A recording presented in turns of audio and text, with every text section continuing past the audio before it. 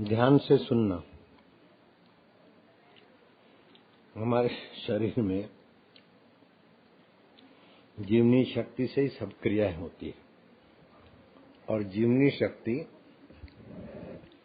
24 घंटे में 12 जगह बदलती है। उन 12 जगहों में विशेष उसका प्रभुत्व होता है। जैसे सुबह 3 से 5 जीवनी शक्ति का प्रभुत्व फेफड़ों में होता है।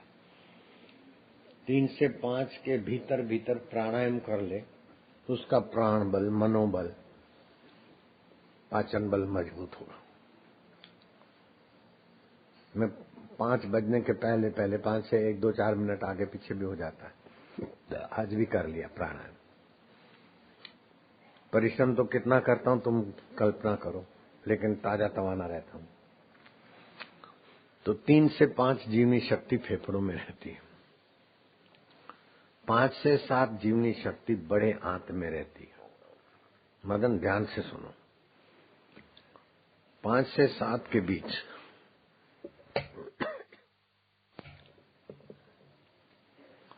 संध्या और उषापान, सुबह का जलपान, पानी पीने का विधान है। 8 चुल्लू जितना पानी पिए, 1.5 गिलास। हाँ, मासिक तकलीफ है या और कोई कब्जियत की तकलीफ है तो 1.25 लीटर पानी पी ले। सब 8 दिन में तकलीफें भाग जाएगी। तो 5 से 7 बड़ी आंत में जीवनी शक्ति होती है। उस समय शौच वौच का काम निपटा ले। कितनी भी गंदी आदत है, कब्जियत है, वो सब भाग जाएगी। 5 से 7 के बीच खाली ठान लेकर लेना है, हो जाएगा। 7 से 9 के बीच आमाशय में जीवनी शक्ति होती है। उस समय भी जिसको अनुकूल पड़े, नारंगी का रस पिए, नारियल का पानी पिए, अथवा दूध अथवा काढ़ा बाढ़ा, लेकिन चाय कॉफी तो नुकसान करती है।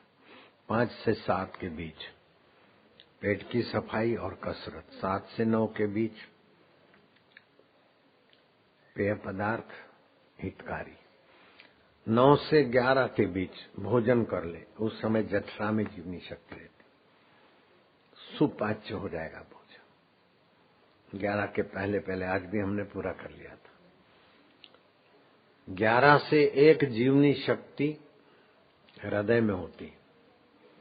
उस समय हृदय को विकसित करने वाला सत्संग, साहित्य, विचार, करुणा, दया, प्रेम, मुदिता, उल्लास। तो हृदय विकसित करना हो तो 11 से 1। लेकिन हृदय विकसित के समय 11 से 1 के बीच लोग भोजन करते हैं। न हृदय विकसित हुआ, न भोजन ठीक से पचा। तनाव होगा, टेंशन होगा।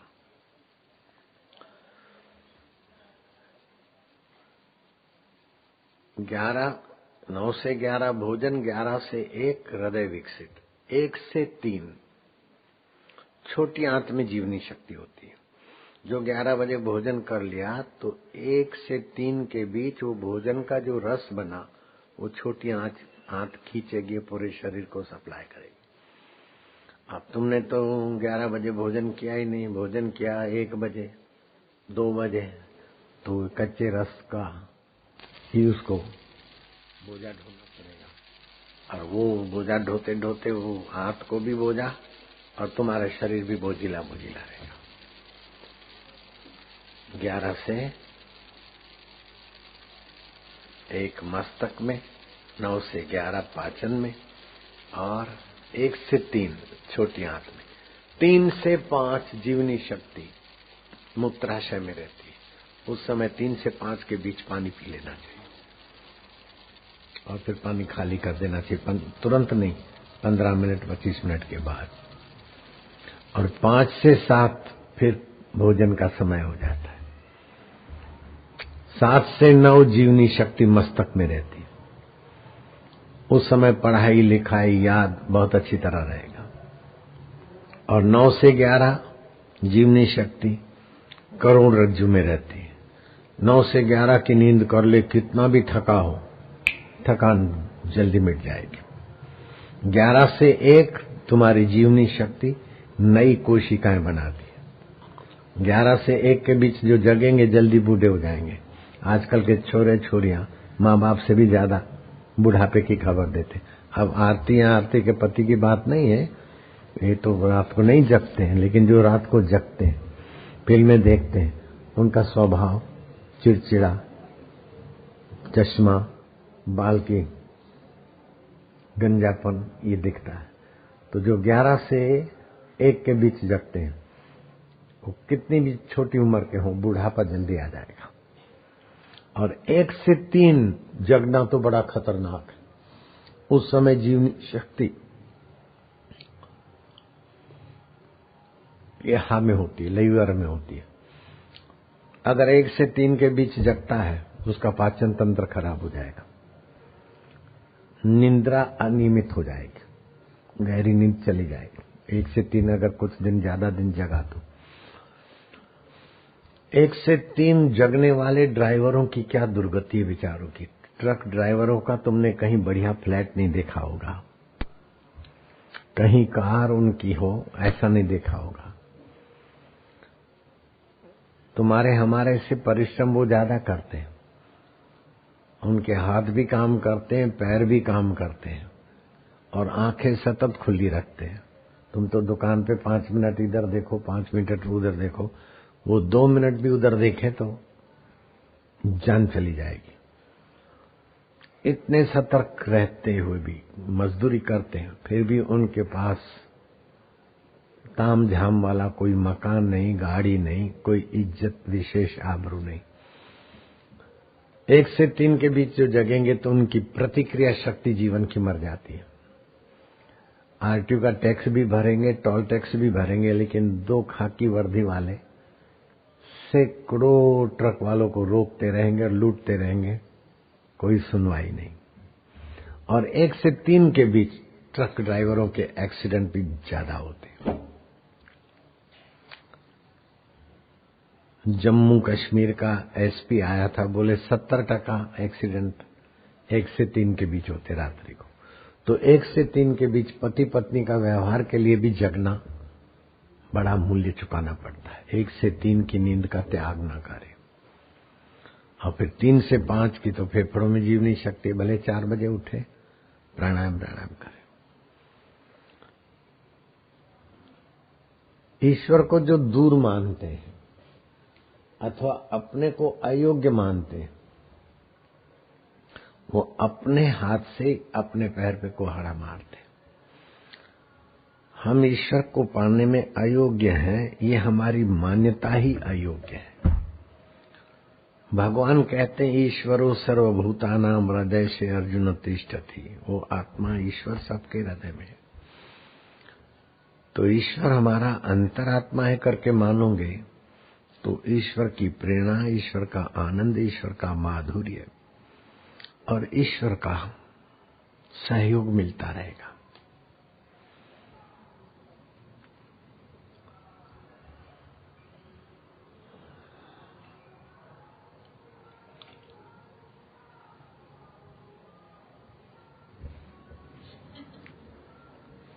वो आ रहे हैं बहराने वाले, जाओ उद्घाटन करके आए ना, वो लोग आ रहे हैं। फिर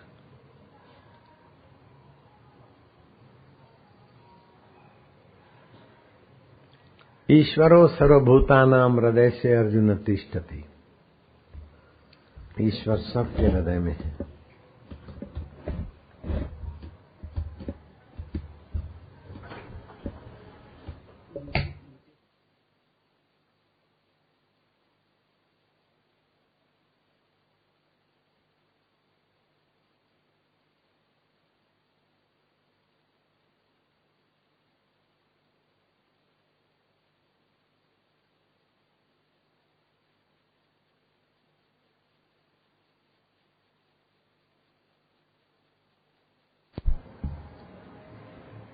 रात को सोते समय जो चिंता लेके सोते हैं, उठते तो चिंता में से ही। बीमारी का चिंतन करके सोते तो बीमारी से ही उठते हैं। लेकिन जिनको सदगुरु मिल गए और सदगुरु बताते हैं कि कैसे ईश्वर में सोना, तो जो ईश्वर में सोते ईश्वर से ही जगते, और जो ईश्वर को अपना आत्मा मानते हैं और ईश्वर को पाए हुए गुरु से गुरु दीक्षा लिए, वो बाहर से अंधे होने पर भी दुनिया को बहुत कुछ दे जाते हैं। रोम के राजा ने देखा कि भारत पे चढ़ाई करूं, लेकिन भारत के लोगों में, उनके मंत्री और राजा में अक्ल कैसी, पहले परीक्षा करनी चाहिए। अगर बुद्धिमान है तो उनसे पंगा लेना रोम के लिए भारी पड़ेगा, अगर बुद्धिमान नहीं है तो फिर उनसे दोस्ती करना भी भारी पड़ेगा। बुद्धिमानों को तो दोस्त बनाओ और मूर्खों के पर राज्य करो।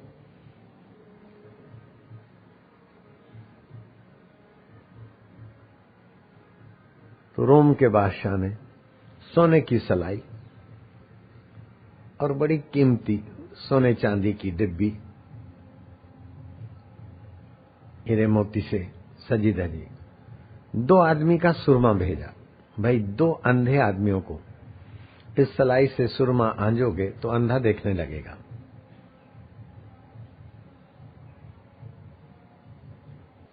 तो भगवान झूलेलाल ने ये चाहा कि हमारे लोगों के जीवन में ज्ञान हो, हमारे लोगों के जीवन में हृदय का रस हो और बुद्धि में आत्मा का प्रकाश हो। बुद्धि में आत्मा के प्रकाश के निमित्त ज्योत जगाना शुरू किया और हृदय में रस बढ़ाने के लिए जल देवता की पूजा, जल रसमय है। तो जल और ज्योत की उपासना करते करते पुण्य बढ़ेंगे तो कोई संत मिलेंगे। जब पुण्य जोर करेगा तो संत का फायदा उठाएंगे, नहीं तो संत पड़ोस में भी हो, पुण्य जोर नहीं करेगा तो फायदा नहीं उठाएंगे। भगवान शिव जी बोलते हैं, उमा संत समागम सम, बोलो तो, उमा संत समागम सम और न लाभ कछुआन, बिनु हरि कृपा उपजे नहीं, गावहीं वेद पुराण। तो संत समागम के समान और कोई लाभ नहीं है। तो रोम के राजा को सूझा कि हिंदुस्तानियों के पास अगर सूझबूझ ज्यादा है तो मैं इन पर चढ़ाई नहीं करूंगा, अगर सूझबूझ के लोग नहीं हैं तो मैं हिंदुस्तान को जीत लूंगा। तो उसने सोने की सलाई और 2 आदमी आंखों में लगा सके उतना सुरमा सोने चांदी की मिश्रित महंगी डिब्बी में डालकर भेजा। बोले, हिंदुस्तान के सम्राट को मैं सौगात भेज रहा हूं, ये सोने की सलाई से जादुई काम करेगा सुरमा, कोई भी अंधा आदमी आंजेगा तो वो देखने लग जाएगा। राजा बड़ा खुश हुआ कि मेरा पुराना मंत्री धर्मात्मा मंत्री अब रिटायर हो गया अंधा होने के कारण। एक तो उसको आंखें मिल जाए और दूसरा भी जो देश का अच्छा वफादार कोई आदमी होगा, 2 आदमियों को आंखें मिल जाएगी। वफादार मंत्री को बुलाया गया और सुरमे की महिमा बताई गई। उसने कहा अच्छी बात है। उसने हाथ पैर धोया, कुल्ला उल्ला किया, श्वास अंदर जाए तो ओम, बाहर आए तो 1, श्वास अंदर जाए तो ओम, बाहर आए तो 2, ओम स्वरूप अंतर्यामी में गोता मारा और सुरमे की सलाई भर के दाहिनी आंख में घुमा दी। दाहिनी आंख देखने लग गई। राजा बड़ा खुश हुआ। बोले, राजन अब सब ठीक ज्यों का त्यों दिखता है, जैसा जवानी में दिखता था। पानी सूख गया, दोनों आंखें नहीं देखती, लेकिन अब पानी सूखा हुआ कहां से आया पता नहीं, लेकिन मैं देखने लग गया हूं। राजा ने खुशी व्यक्त की। उसने दूसरी सलाई भरी। राजा और राज दरबार बोले अब दूसरी आंख से भी देखने लगेंगे। दूसरी सलाई भरी, लेकिन दूसरी आंख में नहीं डाली। क्या सुना कथा में? क्या सुना? तो पहली सलाई तो आंख में, दाईं आंख में डाली, लेकिन दूसरी सुरमे की सलाई दाईं आंख में, बाईं आंख में डालनी थी, उसने जिह्वा पर घुमा दी। राजा हैरान हो गया कि इतना बुद्धिमान मंत्री, इतना कीमती सुरमा आंख में डालते ही आंख देखने लगी, तो दूसरी आंख का सुरमा तुमने जिह्वा पर बिगाड़ दिया। अब मंत्री तुम काणे रह जाओगे। मंत्री ने कहा नहीं राजन, एक आंख देखने लगी तो मैंने उस प्यारे से पूछा कि इस सुरमे को कौन सी भावना दी गई है। सुरमा घोटते समय गुलाब के जल की भावना दी जाती है, दूसरी भी कोई क्या क्या चीज दी जाती है, तो उसकी असर होती है। जैसे वज्र रसायन बनता है, सुवर्ण मालती बनती है, रजत मालती बनती है, तो उसमें और चीजों को डाल के घोट दिया जाता है और हजार हजार भावना, हजार हजार रगड़ वो चीज की दी जाती है। मेरी माँ सुरमा घोटती थी, कई दिन घोटती थी, गुलाब जल डाल के फिर चंद्रमा की चांदनी में रख देती, घोट लगाती, और वो सुरमा बड़ा काम करता था। अभी बाजारू सुरमा तो खाली कपूर बपूर डाल के तो रोकड़ी करते हैं। तो इस सुरमे में क्या क्या भावना दी गई है, कौन सी और औषधि का रस डाला हुआ है, ये कैसे जानूं प्रभु? तो बोले चख लेना। अंतर्यामी ने प्रेरणा दी। तो मैंने जीभ पर दूसरी सलाई घुमाई। राजन, इसको गुलाब का खास बढ़िया गुलाब का अर्क की भावना तो है, और दूसरी क्या क्या चीजें मेरे समझ में आ गई। जो अनुचर आया था बोले जो तुम्हारी डिब्बी है ना, इसमें 2 आदमी कल आए थे, मैं कल ये डिब्बी भर के तुमको दे दूंगा, और रोम के कितने भी अंधे हो उनको लगाते जाना, और खूटे तो फिर हम भेजते रहेंगे। मुझे पता चल गया। जीवा पर रखा, और ये सुरमा घोटते समय आंवले के रस की भावना है, गुलाब का अर्क की भावना है, और जो जो है मैं समझ गया हूं। अब ये डब्बियां कई तुमको भर के, ये डब्बी तो अभी तो खाली है, एक आदमी का ही है, 1000 आदमी लगा दे उतना तो इसमें आ जाएगा, 2000 आदमी, फिर जितना चाहिए मंगवा लेना। मेरे को सुर में क्या जादू भरा है मैं समझ गया हूं। जब रोम के बादशाह के पास आदमी पहुंचा और सारी बात कहे सुनाई, तो रोम के बादशाह ने कहा कि जिनकी सूझबूझ अंतर्यामी परमात्मा से है और सुरमे को कौन सी भावना दी गई है, वो जानने के लिए अंतर प्रेरणा हुई और सुरमा चक्कर सुरमा बनाकर भेज दिया। ऐसे बुद्धिमान मंत्री जिस राजा के राज्य में हो, तो मैं उन पर चढ़ाई करके क्या अपनी कब्र खोदूंगा? जो भगवान को मस्जिद में, मंदिर में या साथ में अरस पे नहीं मानते, जो भगवान को अपना आत्मा मानते, ओम स्वरूप जिसका मंत्र है, ऐसे मंत्री जिस देश में रहते उस देश पर चढ़ाई करना रोम के वश का नहीं। हिंदुस्तान के सम्राट को हम दोस्ती के स्नेह से नवाजते हैं, और हिंदुस्तान के मंत्री विश्व को चलाने वाले परमात्मा को दूर नहीं मानते, दुर्लभ नहीं मानते, अपना आत्मा जानते। ईश्वरो सर्वभूतानां हृदय से अर्जुन तिष्ठति, भगवान की बात मानते हैं। ऐसों को कौन परास्त कर सकता है? रोम ने हिंदुस्तान से निकट की मित्रता जोड़ ली। आज मैंने सरदार नगर में भी बताया, बंबई के पंचायत वालों को भी बताया और बंबई के सत्संग वालों को भी बताया कि नरसिंह मेहता हो गए गुजरात में और धर्मांतरण वालों ने, ये मिशनरी वालों, उन्हीं के नागर ब्राह्मणों की जाति, नरसिंह मेहता की जाति के लोगों को ही अपने पक्ष में करके नरसिंह मेहता के खिलाफ खड़ा कर दिया। और नरसिंह मेहता ऐसे हैं वैसे हैं, उन्हीं के जाति के लोग उनकी खिलाफत करने लगे।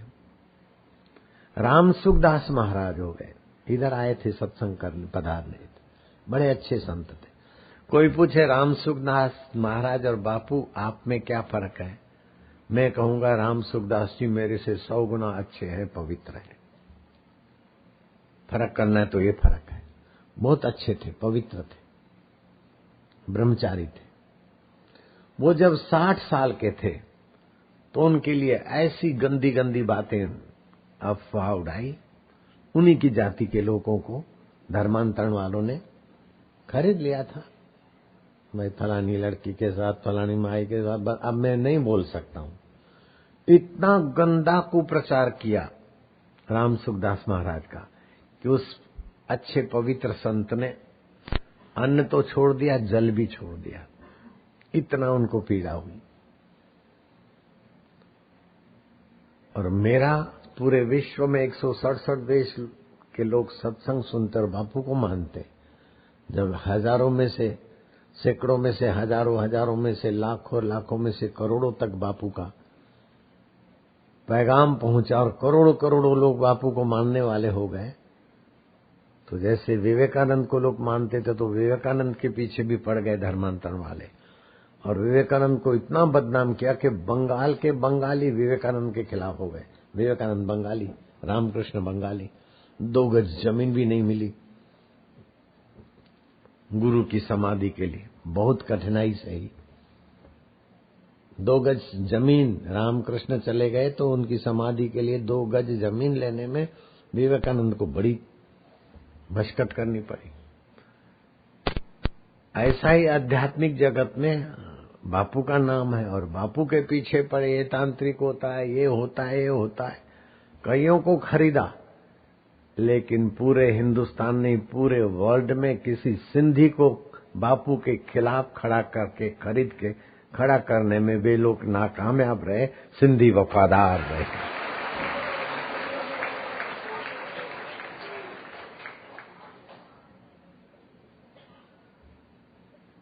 अब 45-48 साल से सत्संग करता हूं, लाखों करोड़ों लोग में 10-20 गद्दार निकले, कोई बड़ी संख्या नहीं है।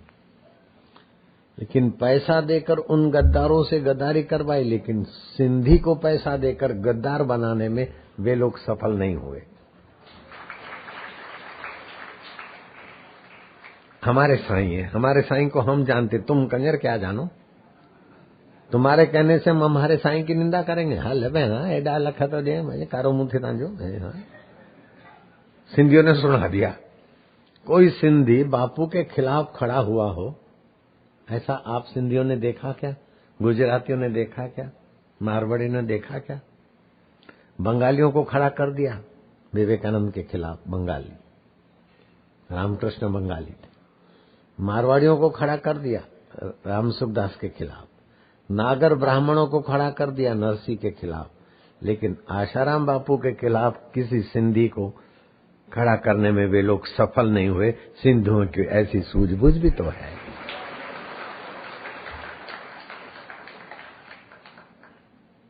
तो मैंने बधाई दी सिंधी समाज को, और मैंने बधाई दी जो शांत होकर बैठे और भगवान धड़ दीजिए, धर्म न छोड़िए, तो हम अपने धर्म पे कायम रहे। हमें आप ही मार्गदर्शन दे सकते और आप ही हमारे पक्ष में खड़े होते। तो जो भक्तों की पुकार सुनकर ईश्वरीय अवतरण हुआ, उसी का नाम है झूलेलाल अवतार। गुड़ी पड़वा, वर्ष का प्रथम दिन, सतयुग का प्रारंभ दिवस आज का, और 3.5 दिन जो होते वर्ष में मुहूर्त के, उसमें का एक दिन आज।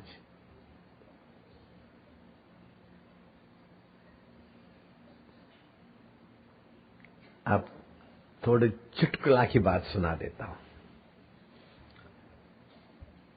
मुल्ला जी भाषण दिए जा रहे थे। सिंध में सिंधी मुसलमान और सिंधी हिंदू मिलजुल के रहते थे, मित्र होते थे। अभी भी यहां भी मुसलमान हिंदू आपस में बिजनेसमैन होते ही हैं। तो सिंधी गया जुन्नेद के घर, तो बीबी ने बताया कि वो कोई आए हैं उलेमा साहब और बड़े मुल्ला जी, उनका धर्म उपदेश सुनने को गए हैं। तो सिंधी साईं भी पहुंच गया, जुन्नेद के पास बैठ गया जल्दी। वो मुल्ला जी बोलते थे, खुदा की कुदरत कोई नहीं जानता, खुदा की खुदाई कोई नहीं जानता, खुदा की खुदाई बेमिसाल है, खुदा की खुदाई का बयान कौन कर सकता है। हम छोटे से इंसान खुदा की खुदाई कैसे जानेंगे। खुदा की खुदाई तो बखूबी कोई बयान नहीं कर सकता। बस खुदा की खुदाई कोई नहीं जानता, उस पर उसका भाषण भाषण भाषण। सिंधी को हुआ कि ये धर्म का उपदेश निगेटिव, कोई नहीं जानता, बस कोई नहीं जानता। सिंधी खड़ा हो गया, बोले मुल्ला जी खुदा की खुदाई कोई नहीं जानता, कोई नहीं जानता, ऐसा करके धार्मिक लोग नकारात्मक हो जाएंगे। तो बोले सिंधी तू जानता है क्या खुदा की खुदाई? बोले भाई हाँ जानता हूं। बोले लगी शर्त? बोले लगी। लगी 200 की। सिंधी बोलता है यार मुल्ला जी 500 की लगा देना। उस जमाने 500 माना 8 तोला सोना।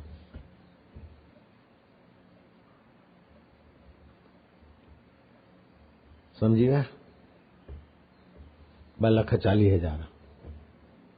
समझो क्या हिसाब किताब? लगी शर्त। सिंधी ने कहा देखो भाई, मुल्ला जी के लिए तुम्हें भी इज्जत है, हमें भी इज्जत है, लेकिन कोई भी बात मनुष्यता का गला घोंटने वाली बात धर्म नहीं बोलता।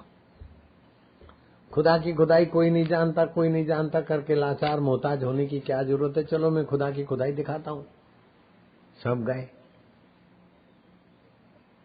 सिंधु नदी के किनारे, और सिंधी ने कहा देखो ये खुदा की खुदाई है। तो बोले सिंधु नदी खुदा की खुदाई है? बोले क्या तुम्हारे बाप ने खुदाई है? यही तो खुदा की खुदाई है। पानी चल पड़ा और नदी बन गई, ये खुदा की खुदाई है। मुल्ला ने 500 रुपये तो दे दिए। बोले अगले जुम्मे को आना सिंधी। बोले मैं जरूर आऊंगा, तुम्हारे जैसा ग्राहक मिले। मैं ना हूं माना चावरी यार। अगले जुम्मे को चली भाषणबाजी। इंसान के मन की बात कोई नहीं जानता। इंसान के मन की कैसी कैसी बातें होती, ऐसे करते करते इंसान के मन की बात कोई नहीं जानता। उस पे गोल घुमा फिरा के वही दृष्टांत कहानियां। आसमान में तारे कितने कोई नहीं जानता, और इंसान के ख्याल और इंसान के मन की कितनी बातें होती कोई नहीं जानता। कोई नहीं जानता तो आखिर मिला क्या ये भाषण से? और धरती का बीच भी कोई नहीं जानता। मुल्ला समझ रहा था कि मेरा भाषण सबको प्रभावित करेगा, लेकिन भाषण प्रभावित करने के लिए होता है, सत्संग प्रभावित करने के लिए नहीं होता है। सत्संग प्रभावशाली बनाने के लिए होता है। मेरे गुरु के सत्संग ने मुझे प्रभावशाली बनाया। मेरे सत्संग ने सुरेश भैया को प्रभावशाली बनाया। मेरे सत्संग से और भगवान के सत्संग से मेरे साधक प्रभावशाली बने। सत्संग दूसरे पर प्रभाव बढ़ाने के लिए नहीं होता, उनका छुपा हुआ प्रभाव जगाने के लिए होता है। आसमान में तारे कितने कोई नहीं जानता, पृथ्वी का बीच क्या है कोई नहीं जानता, इंसान के दिल की बात कोई नहीं जानता। तो बोले सिंधी तो जानता है? बोले हाँ जानता हूं। लगी शर्त, बोले लगी 500 की लगी। सिंधी बोलता है 1000 की लगाओ मुल्ला साहब, बोले लगी। अब मुल्ला ने कहा सिंधी बोलेगा कि तुम्हारे मन की बात ऐसी है ऐसी है, तो अगर सच भी बोलेगा तो मैं बोलूंगा नहीं, मेरे मन की बात ऐसी थी नहीं। आज तो सिंधी को बस बकरी डब्बे में, लेकिन सिंधी समझता बकरी डब्बे में सिंधी की बकरी होती नहीं है, गाय होती। गाय को बकरी मत समझना। मुल्ला जी आपके मन की मैं बात जानता हूं। बोले बताओ क्या बात है। बोले आपके मन में कभी ऐसा नहीं आता कि नवाब साहब मर जाए। अगर आता है तो हां भरो, अभी सीआईडी वाले बैठे हैं। क्या बोलेगा। आपके मन में कभी नहीं आता कि ये लोग दोजक में जाएं, इनका नेक इंसान बने और बिस्त मिले, ऐसा आता होगा। ये दोजक में जाए ऐसा आपके मन में कभी नहीं आ सकता। अब मुल्ला झूठ बोल कैसे बोले, झूठ बोले तो जेल में जावे। और आपके मन में ये भी नहीं आता कि बादशाह सलामत का तख्त डामाडोल हो जाए। आता है क्या। हाँ बनिए के ना। और आसमान में तारे कितने कोई नहीं जानता है। गाय को बुलवाओ, गौ माता। गाय के शरीर से 24 घंटा सूर्य केतु नाड़ी का प्रभाव, गो किरण निकलते, इसीलिए गाय का मल मूत्र भी पवित्र माना जाता है। किसी ब्राह्मण का, राजा का, तपस्वी का एक की डबल सिंगल पवित्र नहीं माना जाता जितना गाय का माना जाता है। यज्ञ में भी गाय गोबर का लेपन, आदमी मर जाता है तो भी गाय के गोबर का लेपन। ऐसी गाय माता को बुलाओ। आई गाय माता।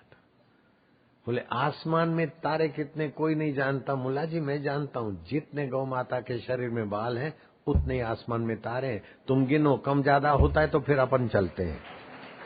हाँ फिर से गणी दो। समझो प्यार बेन के भीड़ जो है ये कथा बेन के भी बुधा है जो समझो भाई। दसो इन्हें नालो था सत्संग बुद्धि बढ़ाने का। तीसरा सवाल था कि पृथ्वी का बीज कोई नहीं जानता। देखो पृथ्वी का बीज कहाँ है। ये मैंने देखो दाहिना पैर यहां रखा है, ये सारी पृथ्वी का बीज है।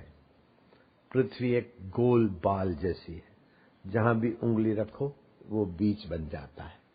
अगर आप नपती करो कहीं कम ज्यादा हो तो मैं जिम्मेदार हूं। बाल है ना, जहां उंगली रखो वो बाल का बीज हो गया। ऐसी पृथ्वी तो गोल है, जहां पैर रखा है यही है पृथ्वी का बीज।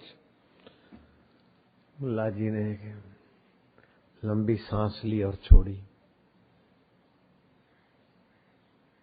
देना पड़ा।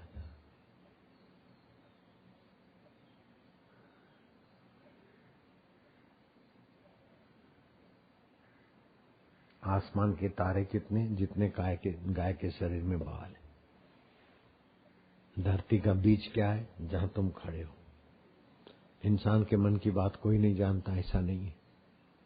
भगवान भी जानते हैं, योगी भी जानते हैं, और इंसान के मन की बात भी जान जाता है, और माइयां भी जान जाती है।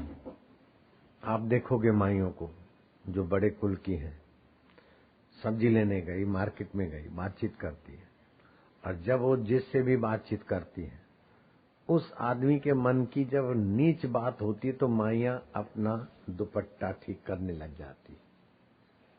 रो अपनी साड़ी, माइयों की हिलचाल में वो माइयां उनके मन की बात जानती कि मुआ बुरी नजर से देखता है, हरामजादा। क्या ख्याल है, ये माइयां हरामजादों के मन की अंतर्यामी है। कोई किसी के मन की बात नहीं जानता, ये कैसे बोलते हो। जानती कि नहीं जानती माइयां, सच बताओ। जो जानते हो हाथ ऊपर करो। सभी माइयां जानती। किसी के मन में बुरा ख्याल आए तो माइयों के मन को खबर पड़ जाती है। वो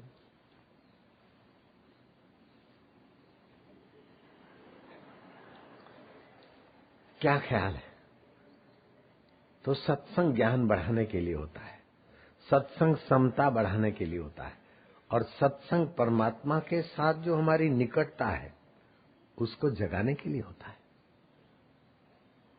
तो रात को सोते समय पूरब के तरफ सिर हो अथवा दक्षिण के तरफ, और सोते समय जो थके थके सोएंगे वो थकान से उठेंगे, जो चिंता में सोएंगे वो चिंता से उठेंगे, और मैं बीमार हूं तो बीमारी से उठेंगे। नहीं, पंच भौतिक शरीर माया का है, माया में पड़ा रहे। मन बुद्धि अहंकार भी माया का है। ये अष्टधा प्रकृति ये पलंग पे पड़ी है, लेकिन मैं तो आत्मा हूं, परमात्मा में विश्रांति पा रहा हूं। ओम ओम, आप बोलते जाओ मन में ओम ओम। प्रभु जी ओम, प्यारे जी ओम, अंतर्यामी ओम, परमात्मा ओम, शांति ओम ओम ओम ओम ओम, माधुर्य ओम, गुरुदेव ओम ओम। जाकू जा पर सत्य स्नेहु, सोता ही मिले नहीं कछु संदेह। जिसको जिस पर सच्ची प्रीति होती है वो उसको मिलता है। तो सच्ची प्रीति सच्चे आत्मा पे करो, न कच्ची दुनिया में क्या प्रीति करोगे। है पुनंजे हाल लखे जिन वतन वे सारे, अपने वतन में आओ। रात को सोते समय अपने वतन में आओ, आनंद। ऐसे करते करते श्वास अंदर गया तो शांति, बाहर आए तो एक, श्वास अंदर गया तो ओम, बाहर आए तो दो, ओम शांति ओम आनंद। करते करते सो जाओ। थोड़े दिन में आपकी नींद भगवान में हो जाएगी। जब सोगे भगवान में तो उठोगे कहां से? शैतान से उठोगे, चिंता से उठोगे, बीमारी से उठोगे, दुख से उठोगे। जब भगवान से उठे हो तो भगवान में आप ही से उठाओ। आज संसार स्वप्न और तू मेरा अपना। दुख को भी सच्चा नहीं मानना चाहिए, सुख भी सच्चा नहीं है, ये तो आते जाते। सच्चा तो आत्मा परमात्मा है, प्रभु जी। अपने बच्चों को सिखाओ, बेटे बैठ जाओ, तुम्हारी याद शक्ति बढ़े और भगवान के साथ तुम्हारा सीधा संबंध है, उसको जागृत करो। कमर सीधी, गर्दन सीधी, बाएं नाक से श्वास लो, उसमें ओम भरो, दाएं से छोड़ो, दाएं से ओम भरो, बाएं छोड़ो, बाएं से ओम भरो, दाएं छोड़ो। दोनों नथुनों से श्वास लो, खूब लो।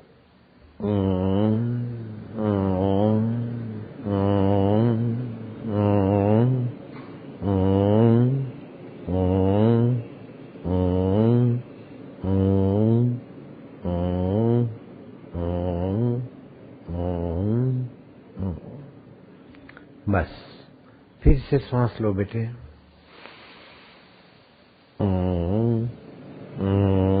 साथ में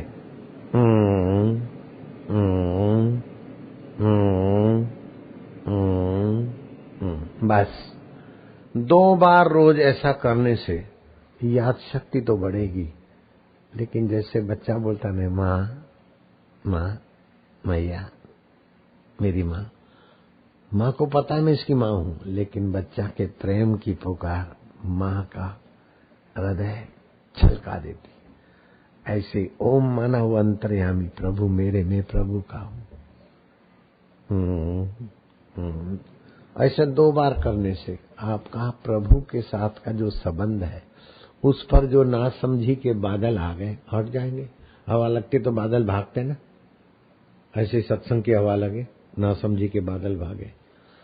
फिर क्या करो, बच्चों को सिखाओ, बेटे तुम्हारी याद शक्ति बढ़ेगी, मार्क अच्छे आएंगे और भगवान की सत्ता, भगवान की चेतना, भगवान की प्रेरणा, भगवान का आनंद। जैसे सिंध के बुजुर्गों के अंदर भगवान की प्रेरणा और सत्ता से झूलेलाल अवतार हुआ, ऐसे तुम्हारे हृदय में अभी अंतर्यामी का अवतार हो सकता है। जैसे हिंदुस्तान के राजा के मंत्री ने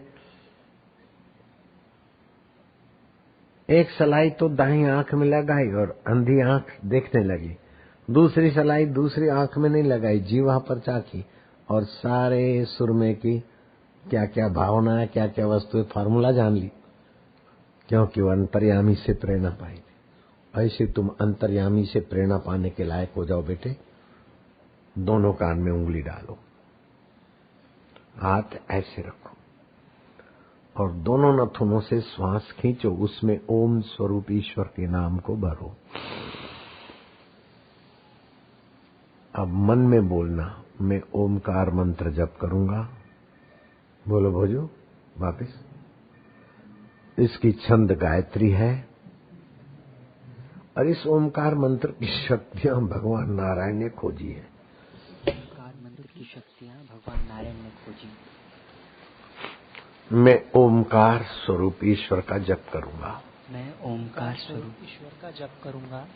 कंठ से जप करना है अभी। हाँ, मेरे साथ करना प्यार से। आनंद स्वरूप ईश्वर है।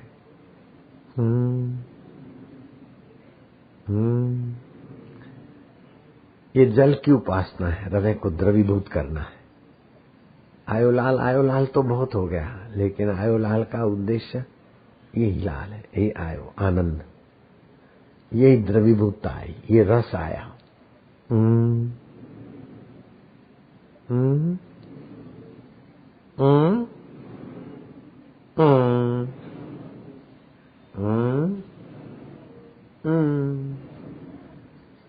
ये अंतरात्मा का रस जागेगा। इसी का अर्थ है आयो लाल। खाली धम धमाका करके अपने को थकाने का नाम आयो लाल नहीं है। अब आएगा लाल।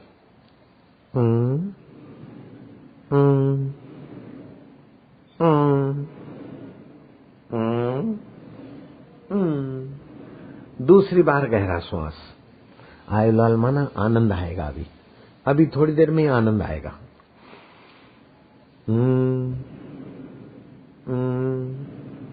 भगवान आनंद स्वरूप है और अभी आया आनंद, वही आनंद लाल है। वही शांति और माधुर्य लाल है। वही अंतर्यामी लालों का लाल है। ऐसा करने से साधक खुशहाल हो जाते, जल की और ज्योत की उपासना हो जाती। आनंद को देखते वो ज्योत है और आनंद है वो जल है। ये जल और ज्योत की असली उपासना ये है।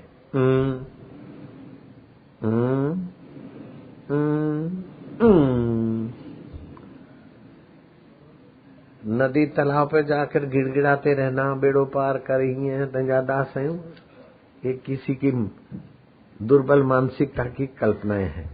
असली बात यह है तुम्हारे अंदर का जलीय अंश रस जगे और आत्मज्ञान, सुख भी स्वप्न है, दुख भी स्वप्न है, उसको जानने वाला चैतन्य मेरा आत्मा है, ये ज्योत है। आद सत जुगात सत है भी सत, नानक हो से भी सत, यह है आत्मज्ञान की ज्योत। तीसरी बार खूब प्यार से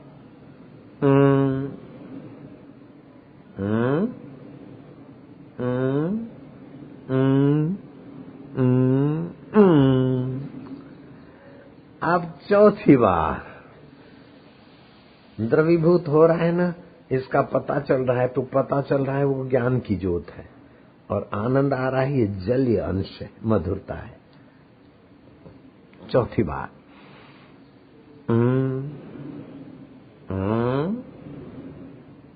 आनंद आएगा, हंसी आएगी, खुशी होगी।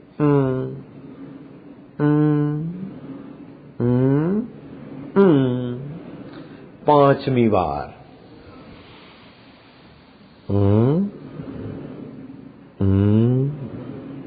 प्यार से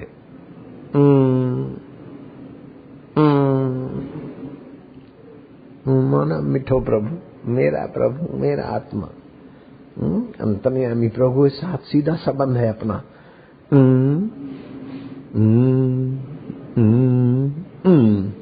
छठी बार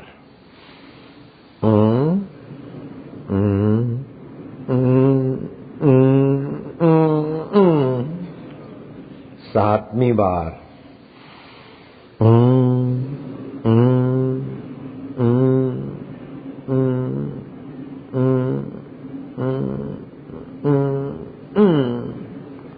आठवीं बार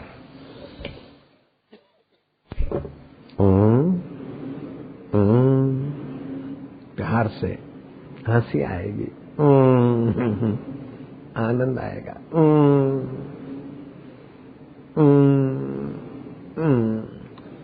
नौवीं बार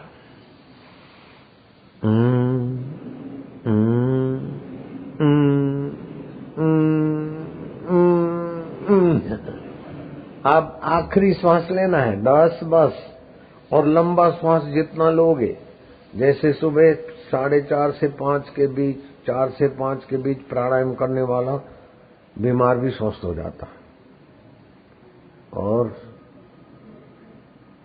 5 से 7 के बीच पानी पी लेवे और शौच पहुंच जाए, हजारों दवाइयां करने से भी पेट की तकलीफें नहीं जाती, तकलीफें चली जाएगी।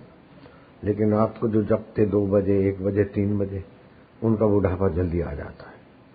9 से 3 के बीच की नींद बीमार को तंदुरुस्त बना दे, बूढ़े को जवान बना दे, और 9 से 3 तक का जागरण जवान को बूढ़ा बना देगा। और ट्रक ड्राइवर जागते हैं, देखो बूढ़े जैसे हो जाते हैं।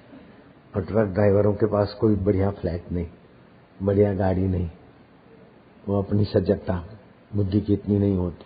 रात को जागने से बहुत नुकसान होता है। आप तो दिन को काम करो और रात को भगवान में विश्राम करो, गहरी नींद सो, 3-4 बजे, 4:30 बजे जागो, प्राणायाम करो, फिर देखो मजा, ध्यान करो, देखो मजा। आखिरी लंबा श्वास,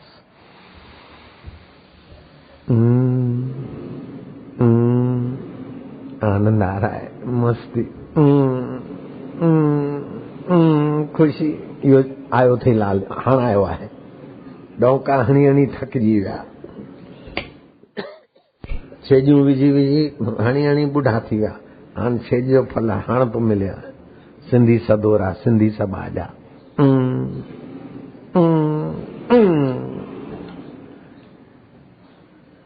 ये असली चेटीचंड अॼु थियो आहे तव्हांजो। पहिरीं संसारी चेटीचंड हो, अॼु आध्यात्मिक चेटीचंड थियो। पहिरीं लौकिक चेटीचंड था, अभी संत सम्मत चेटीचंड हुआ है।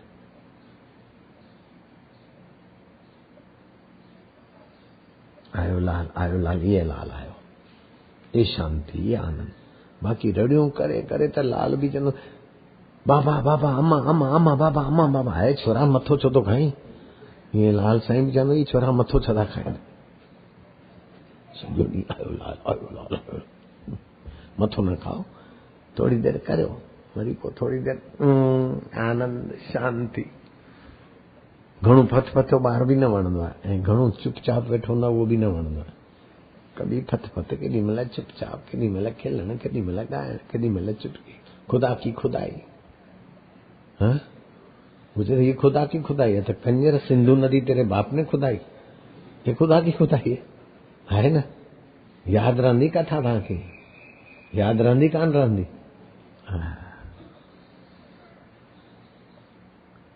ओम ओम प्रभु जी, ओम प्यारे जी, ओम।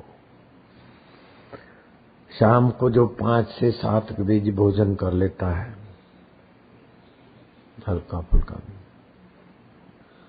बहुत अच्छा पचता है। सुबह 9 से 11 के बीच भोजन कर ले, और सुबह भूख नहीं लगती हो तो नारंगी का रस 100 ग्राम, थोड़ा पानी डाल के, थोड़ा जरा सा काला मिर्च नमक डाल के 2-3 दिन पिए, खूब भूख लगेगी। आज मैंने सुबह सुबह, रोज पानी पीता हूँ, आज सुबह सुबह मैंने नारंगी का रस, इतनी भूख है कि 1.5 दिन का तो खाना खा लिया है, अभी पूरा दिन भी नहीं बीता है। 10:30 बजे, 10:15 बजे खा लिया था, फिर भूख लगी तो 2 बजे खाया, अभी फिर भूख लगी। नारंगी के रस का बड़ा जादू है। सुरमे की बात कैसी, ऐसी कथा कभी नहीं सुनी होगी तुमने।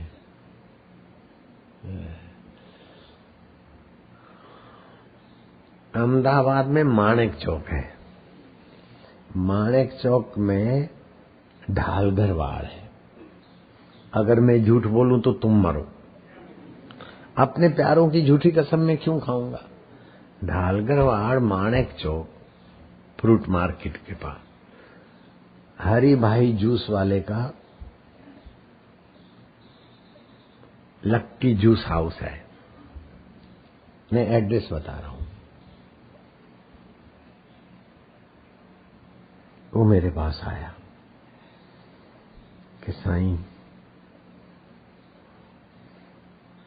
मेरे को होता है कि आपको और आपके 2 सेवकों को उधर भगवान के पास पहुंचा दे। ये क्या, क्यों? बोले हमको कोई पूछता नहीं और तुम्हारा इतना नाम हो रहा, हमको जेलसी होती है। 2-3 दूसरे सत्संगियों का नाम है। मैं क्या, मैं तुम्हारी सच्चाई पर खुश हूं। वो तो चला गया। फिर यहां झगड़ा हुआ, या अल्लाह करके वो कर्फ्यू लग रहा था, दुकानें जला रहे थे। तो माणिक चौक की कई दुकान जलाते जलाते टोला लक्की जूस हाउस को मशाल के हवाले कराने आया तो देखा कि कोई फकीर खड़ा है आसमान में। तोबा इल्बिल्लाह, वापस गए। आज तक वो दुकान है। वो हरि भाई दौड़ते हुए आए, मैं तो आपको के लिए ऐसा, मैं क्या ऐसा भी तू सच्चाई से बोला ना, तो तूने मेरे को संत माना है तो मैं भी तो अपना भक्त मानता हूं, तो तेरी रखवाली भगवान ने कर ली। फिर आया कि बाबा मेरा भाई माधव अंधा हो गया है, पानी सूख गया है। डॉक्टरों ने जवाब दे दिया कभी नहीं देख सकता है बाबा। मैं क्या, चिंता मत करो, भगवान के नाम में और अंतर्यामी का जो करके ध्यान करता तो अंदर से प्रेरणा भी आती है ना। खाली वजीर को थोड़ी आती है, सबको आती है। शबरी को भी आती, मेरी माँ को भी आती थी, आपको भी आती है भगवान की प्रेरणा। दयाल दास की बहन जो दुर्गा देवी है, उसको भी बहुत अच्छी प्रेरणा होती, देवी हो तो। दयाल दास इसके मामा लगते,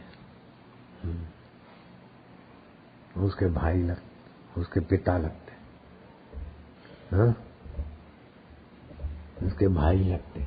दयाल दास और भाव बैठवाए थे, इनके भाई दयाल दास जेल में है। ऐसा में कि चिंता नहीं करो, देखो कैसे छूट के आता है। छूट के आया, फिर हम मजाक में बोलते थे दयाल दास ते सौबा साईं जो है। और बड़ा काम करके गया कि दिल्ली दरवाजा पंचायत को झूलेलाल की असली यात्रा का रास्ता दिखा के गया है। और उनके भाई ने, उनके भांजे ने, उनके पुत्र परिवार वालों ने उनका दिखाया हुआ रास्ता पकड़ लिया है। वो भले इस संसार में उसका शरीर नहीं है, लेकिन मैं दयाल दास के पिता की शादी मैंने करवाई थी। उनका नाम था गुल्लूमल। हाँ, गुल्लूमल। गुल्लूमल और गुल्ली काकी बहुत लड़ते थे। दयाल दास ने कहा कि बाबा यम्मा बेढ़न डाडो था, मैं क्या ले आना। फिर मैंने उनको बिठा के थोड़ा समझाया, मैं क्या आज के बाद की जो जिंदगी थी अब नए सिरे से शादी करूं। तो मैंने दयाल दास को बोला तेरे पिता माता की मैं शादी करवाता हूँ, साईं जो तुम्हारे आ गया। वो दुर्गा देवी भी थी, दयाल भी था और लोग भी थे। गुल्लूमल की और गुल्लू काकी की मैंने शादी करा दी। मैं संत की मौज है, राजा की फौज, साधु की मौज। तुम अपने बच्चों को कराना, याद शक्ति बढ़ेगी। माना ओम स्वरूप ईश्वर। अभी जे मार्गन विज्ञानी बोलता है कि ओमकार जब से पेट की खराबियां चली जाती, दिमाग कितना भी कमजोर हो ठीक हो जाता है और लीवर ठीक हो जाता है। लेकिन ओमकार जब से 22,000 श्लोक हैं उसके फायदों के, ये तो एक श्लोक की बात। मैं सुबह 3 बजे का उठा हूं, अभी दोपहर के 3 नहीं, दोपहर के 6 बजने जा रहे हैं, 5:45, ताकि 6 बजे जहन्यू जे तो हणजो, खाइणू जो तो खाइजो। मां थोड़ी मोकल तो वठा। अज जी तव्हांजो चेटीचंड जी तपस्या हर समय की तुम्हारी तपस्या दर्ज हुई, लेकिन आज तपस्या का फल भी शुरू हुआ है। जल और ज्योत की उपासना है कि नहीं है? द्रवीभूत हो रहे जल और जान रहे तो ज्योत। ओम ओम प्रभु जी ओम।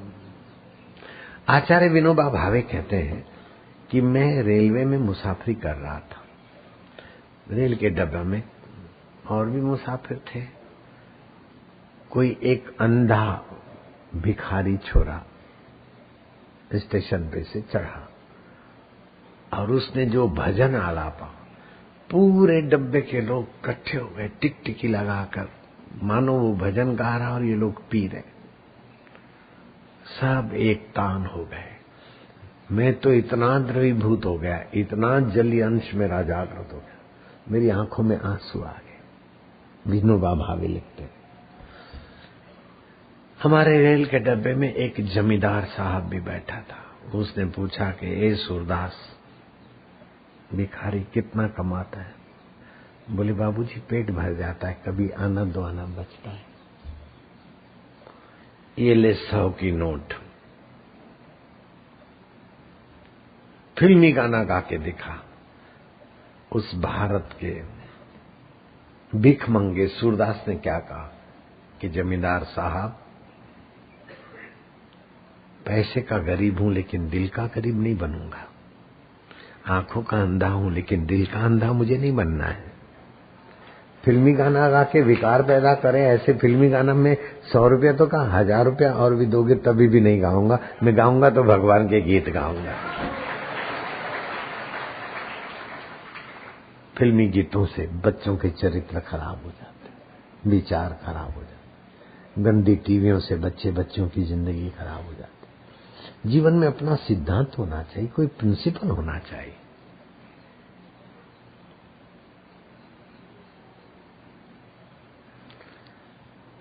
भगवान और भगवान को पाए हुए ब्रह्मज्ञानी महापुरुष जो भी कुछ करते हैं उसमें सभी का भला होता है। शास्त्र कहते हैं, गुरवाणी कहती है, ब्रह्मज्ञानी की मत कौन बखाने, ब्रह्मज्ञानी की गत नानक ब्रह्मज्ञानी जाने। ब्रह्मज्ञानी का भोजन ज्ञान, ब्रह्मज्ञानी का ब्रह्म ध्यान, ब्रह्मज्ञानी मुगत बुगत का दाता, ब्रह्मज्ञानी पूर्ण पुरुष विधाता। एक शाम को श्री रामचंद्र जी जिस बाण से लंकेश को रवाना किया, वे बाण मेरे पास अभी भी है, मेरी प्रताप में। उसी बाण से मैं सुग्रीव को पहुंचा दूंगा कल सुबह। इतना क्रोध, इतनी नाराजगी देखकर लक्ष्मण का खून उखला। राम जी जो बोलते गए उसके लिए,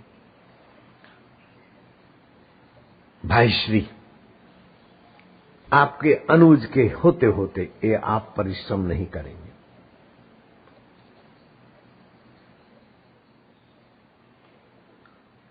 सुग्रीव जैसे 10 भी आपके अनुज के आगे कोई माना नहीं रखते।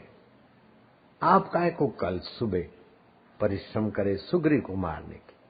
मैं अभी उठाता हूं धनुष और सूरज ढलने के पहले उसका सूरज ढलाकर चरणों में हाजिर होता हूं। लक्ष्मण, जाते हो तो जाओ, लेकिन उसको मारना नहीं है। लक्ष्मण दंग रह गए कि प्रभु का अभिनय ऐसा कड़क था कि मैं भी सच्चा मानने लग गया था। इतना निकट रहता था और मैं भी विचलित हो गया कि सचमुच में बोलते होंगे। नहीं नहीं, तुम उसको मारने का डर बताओ। वो भी राजकाज और ऐश आराम में पड़ गया। मुसीबत थी तो आध्यात्मिक रास्ते था, मुसीबत चली गई तो फिर विलास के रास्ते गया, नरक के रास्ते जा रहा है। तो उसको नरक से बचाना है ना, इसीलिए मैंने उसको मारने की घोषणा कर दी ताकि उसके कान खबर पड़े। अब तुम जाते हो तो जाओ, ऐसा डराओ कि वो इधर आने लग जाए। लेकिन इतना ज्यादा नहीं डराओ कि वो भाग जाए और इधर नहीं आवे। ओए होए, बाहर से कितने कठोर और अंदर से कितने दयालु और कितने कोमल।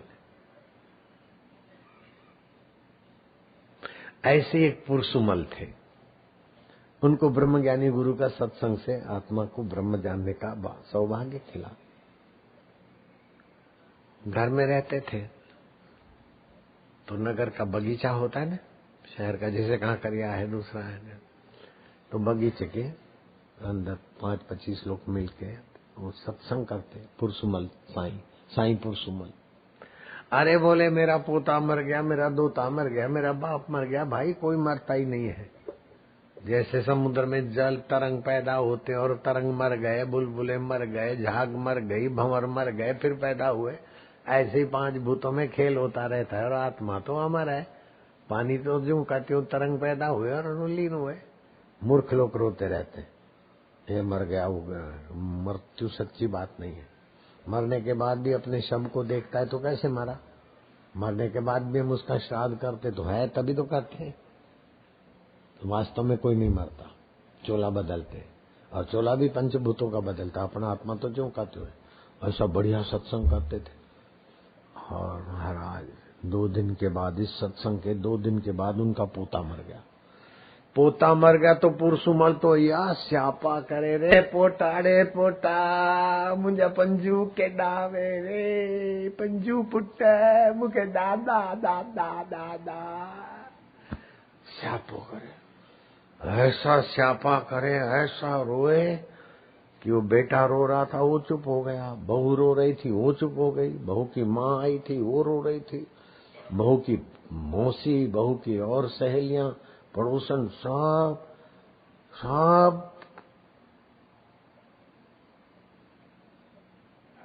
साईं ताईं माठ करे। साईं ताईं तो संत माण्हू। अरे तव्हांखे कहिड़ी ख़बर, संत बचाए खावा कोन तो छा, पिया कोन तो छा मांखे दुख न थींदो।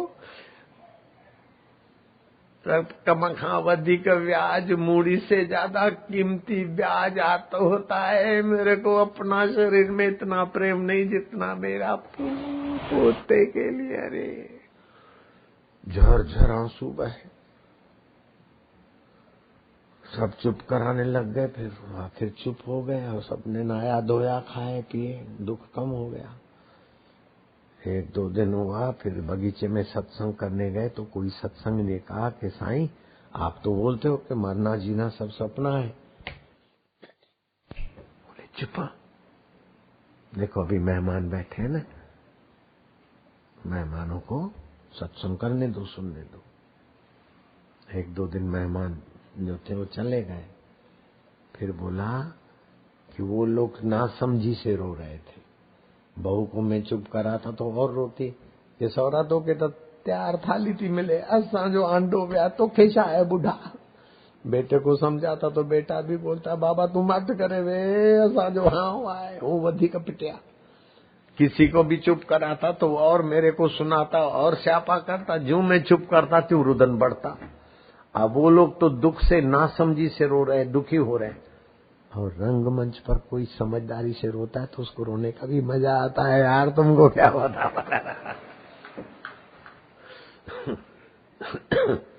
तो ब्रह्म ज्ञान हो गया तो व्यवहार में तो करेगा, लेकिन ब्रह्मज्ञानी सदा निर्लेपा, अभी नहीं।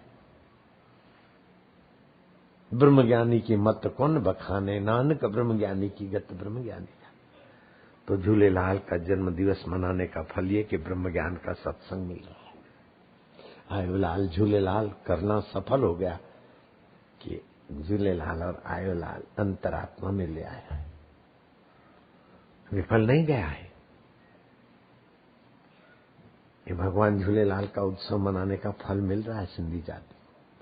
और 167 देशों में उल्लासनगर समिति के कार्यक्रम का आयोजन हुआ। 167 देशों में सत्संग गया। मैं बम्बई एयरपोर्ट पे उतरता तो बम्बई एयरपोर्ट का मैनेजर मेरी सेवा में लगता। कोई जहाज मेरा लेट आने वाला है तो उसको सिग्नल दिला दे, दूसरा जहाज में जाना है तो अपनी कार लेके आवे, जहां से मैं उतरूं, अभी भी मेरे तक कार आती है दिल्ली में और जगह, और पैसेंजर तो बस में बैठ के जाते हैं पैदल, मेरे लिए गाड़ी आती कंपनी वालों की या तो दूसरी के अंदर होती है वो आती है। आज साईं जो नालो एडो है कि प्रधानमंत्री जरा चेला समझो क्या गाल है। साईं पीरन जो पीरा जंहिंजी संगत भी खंड नहीं खीरा। मेरी नानी मर गई थी और फिर यमराज को डांट कर फिर से जी 39 साल। ऐसी नानी का धोता लगता हूं। नीम के पेड़ को आ गया कि पेड़ चल पड़ा। लीलाराम नहीं, आप लीलाशाह हो, ऐसे गुरु का मैं चेला हूं। और पहले 2 करोड़ मेरे भागत थे, अभी कितने करोड़ कोई हिसाब नहीं। इतने सारों का मैं बापू लगता हूं। अब बाल मुकुंद को दे दो माइक। ये मार्बल की खदानों का बड़ा सेठ है। पहले तो बहुत साधारण थे, दीक्षा लिया तो बड़ो सेठ थी वह, फिर भी सत्संग नहीं भूले। जरा 2 मिनट दे दो इनको। बाल मुकुंद हेड़ा जल्दी। हरिओम हरिओम। हाँ।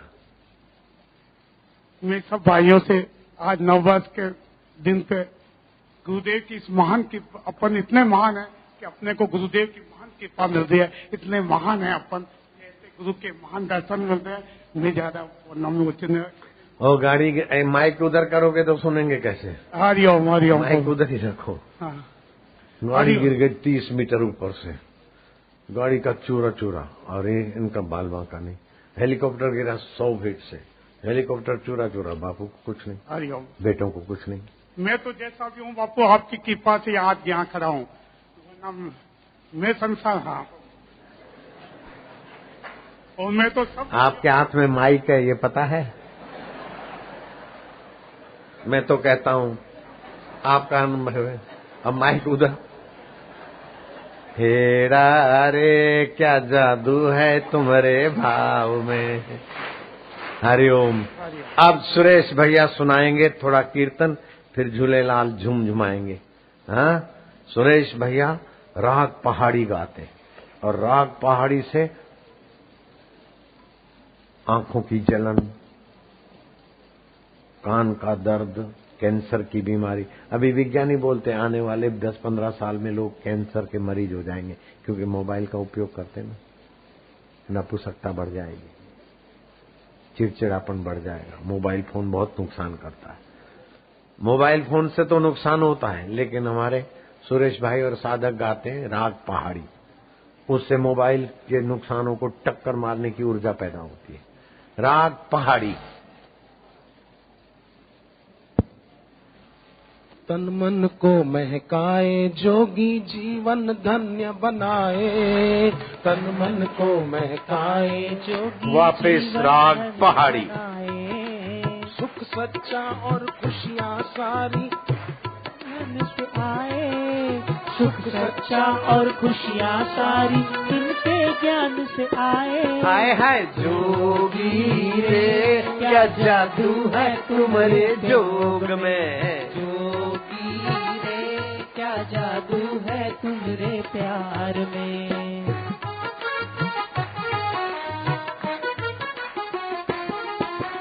हर दिन शुभ और मंगल होता, नित्य होती दिवाली। हर दिन शुभ और मंगल होता, नित्य होती दिवाली। बड़ भागी वही जिसमें जोगी की भक्ति है पाली। बड़ भागी वही जिसने जोगी की भक्ति है पाली। हाय हाय जोगी रे क्या जादू है तुम्हारे प्यार में। जोगी रे क्या जादू है तुम्हारे प्यार में।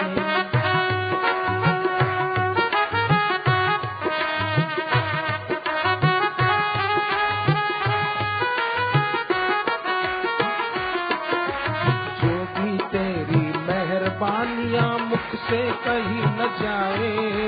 जोगी तेरी मेहरबानियाँ मुझसे कहीं न जाए। तेरी करुणा याद करे तो नतमस्तक हो जाए। तेरी करुणा याद करे तो नतमस्तक तक हो जाए। हाय हाय जोगी रे क्या जादू है तुम्हारे प्यार में। जोगी रे क्या जादू है तुम्हारे प्यार में।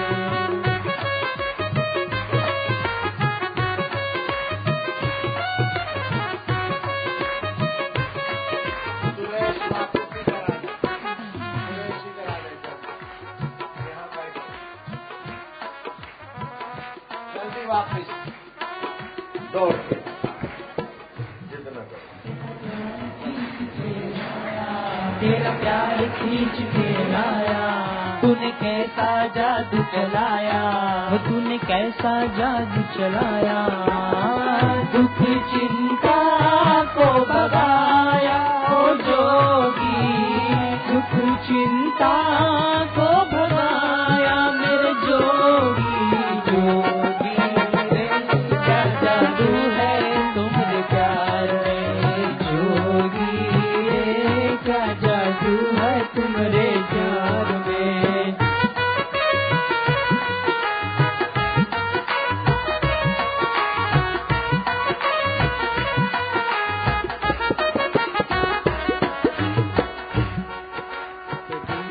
घड़ियां बन जाती है तपस्या। जोगी के द्वार पे बीती घड़ियां बन जाती है तपस्या। श्रद्धालु भक्तों के आगे टिके न कोई समस्या। श्रद्धालु भक्तों के आगे टिके न कोई समस्या। जोगी रे क्या जादू है तुम्हारे प्यार में।